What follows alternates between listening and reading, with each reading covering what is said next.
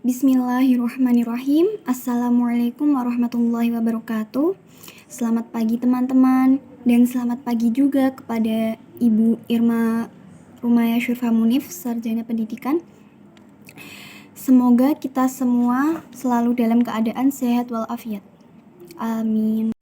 Dan tak lupa saya ucapkan terima kasih kepada Ibu dosen kita yang terhormat, Ibu Irma Rumaya Syurfa Munif, Sarjana Pendidikan, yang telah memberikan kesempatan kepada kita untuk mempresentasikan makalah kami yang berjudul Negara Kesatuan Republik Indonesia atau biasa disebut NKRI. Sebelumnya, izinkan saya untuk memperkenalkan anggota kelompok kami.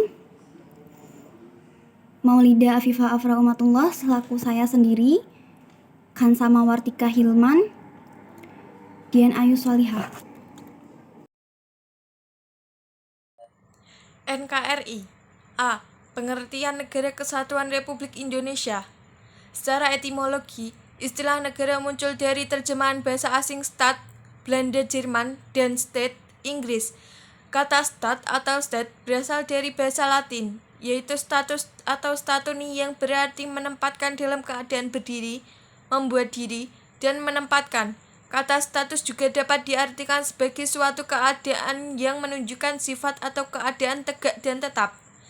Negara adalah organisasi yang di dalamnya harus ada rakyat, wilayah yang permanen, dan pemerintahan yang berdaulat baik ke dalam maupun keluar.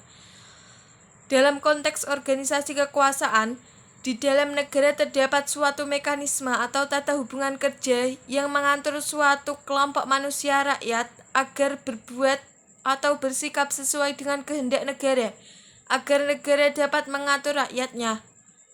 Maka, negara diberi kekuasaan authority yang dapat memaksa seluruh anggotanya untuk mematuhi segala peraturan atau ketentuan yang telah ditetapkan oleh suatu negara.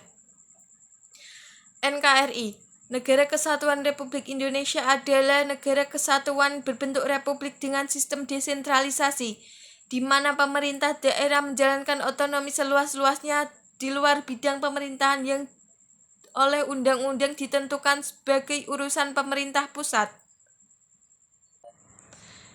Menurut UUD 1945, Pasal 1 Ayat 1, NKRI, Negara Kesatuan Republik Indonesia, ialah negara kesatuan yang berbentuk republik.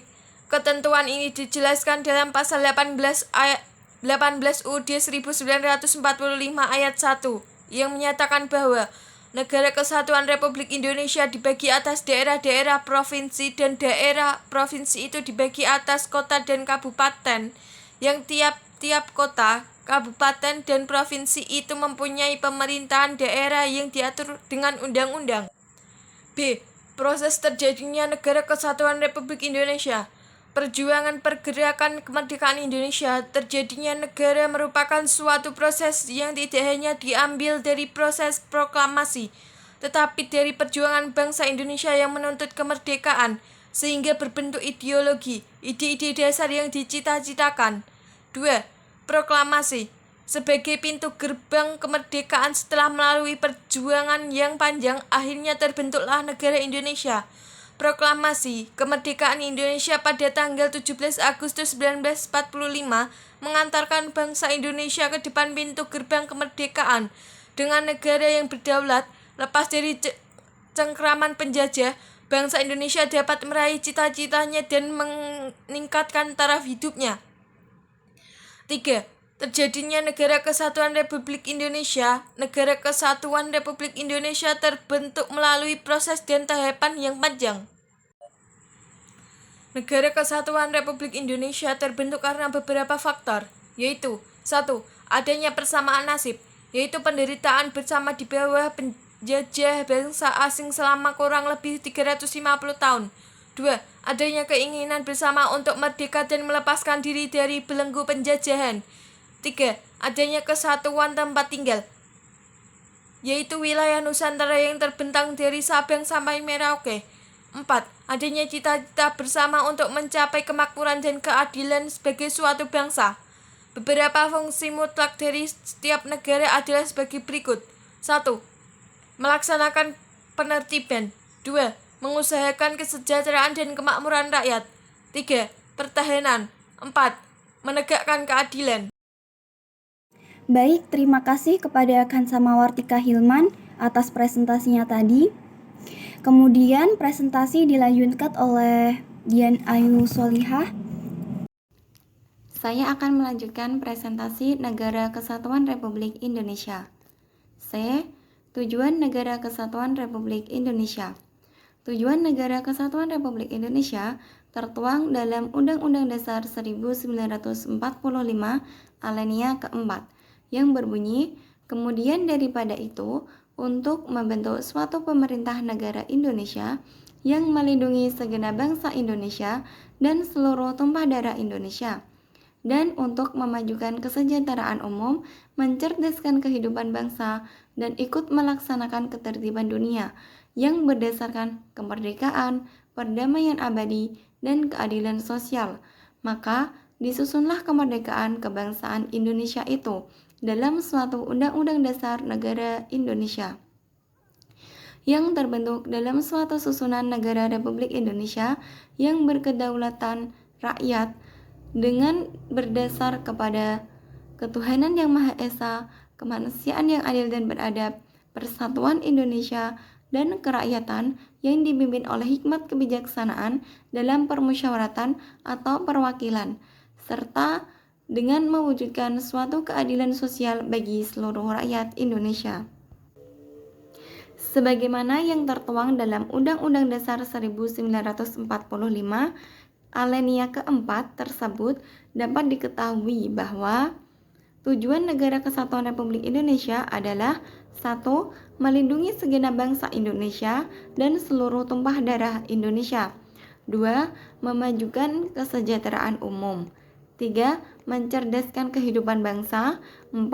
Ikut melaksanakan ketertiban dunia berdasarkan kemerdekaan, perdamaian abadi, dan keadilan sosial.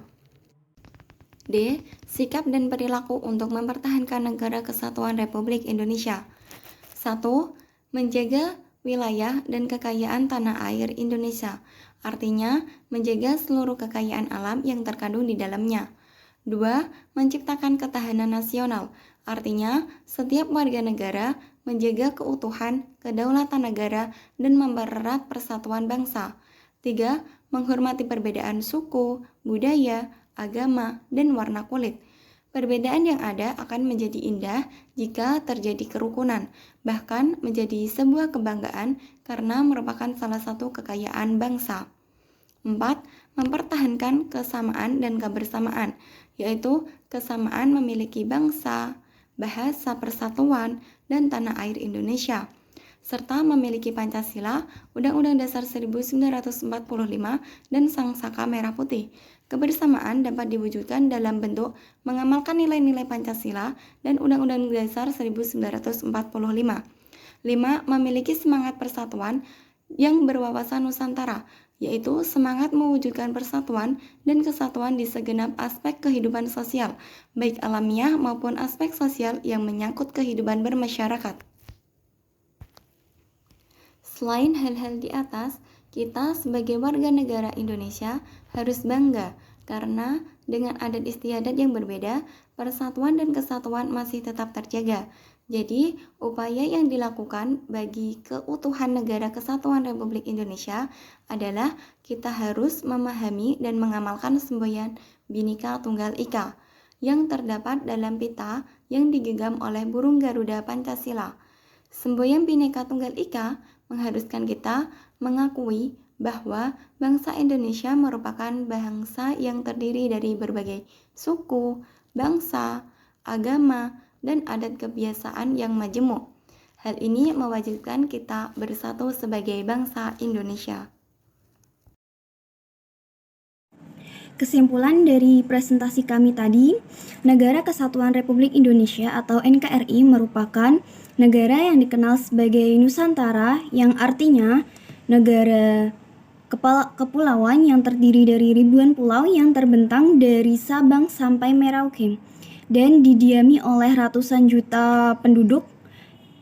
NKRI dikenal juga sebagai negara yang memiliki keragaman budaya, ras, suku, dan agama yang berbeda-beda. sehingga tercermin dalam satu ikatan Bhinneka Tunggal Ika, yang artinya berbeda-beda tetapi tetap satu jua.